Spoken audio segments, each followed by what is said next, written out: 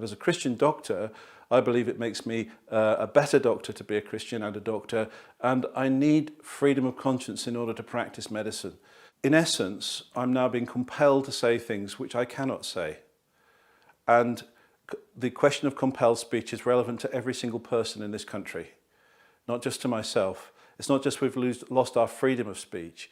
That's bad enough. But now we are absolutely compelled, because of this need to have a belief in transgenderism, because of this lack of belief in the Bible's reference to human dignity, we are compelled now to use language in a way which has been prescribed for us by other parties with whom we disagree. Where really important matters are going to be considered. Is Christy free to post on her Facebook account concerns about material that's being placed into our children's education? Christy, what was that material? Remind us the material that you were concerned about.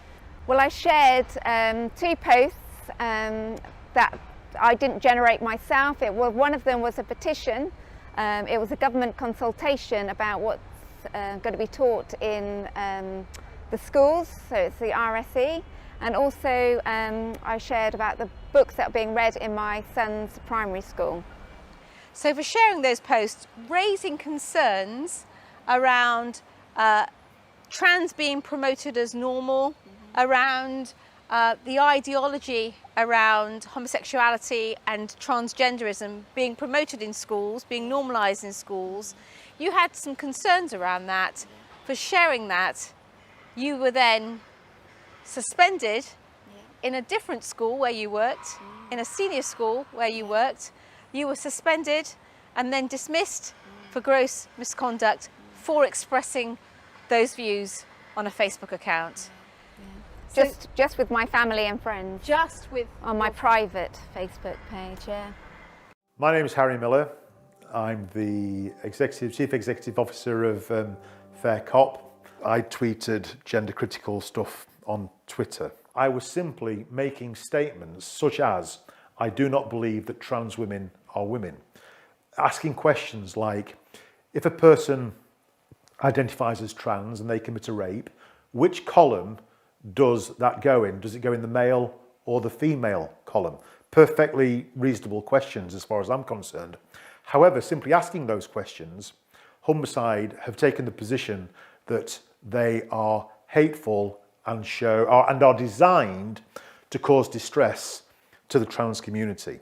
The reason that we went to court was because I discovered that 1, I'd been defamed without any evidence, and 2, that this hate incident was now a fixed incident in the records of Humberside Police. That's the thing about a hate incident, is that the College of Police guidelines say no evidence is required.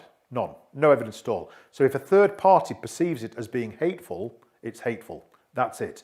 There's no mitigation. There is nothing that you can say to expunge the hate element of an incident. Now, when I got through the crime report, or the incident report, what is telling is that it doesn't say incident report at the top of it. It says crime report. In big letters, it says crime report.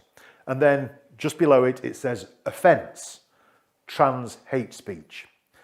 Much further down, it says category, crime, non-crime. Well, crime, non-crime has got to be the best example of Orwellian doublespeak that I've ever heard.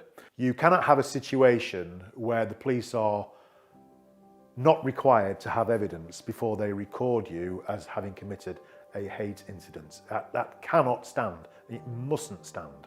So we're standing against it. My main concern is that, like the old National Lottery logo, it could be you. It could be you. How do you know?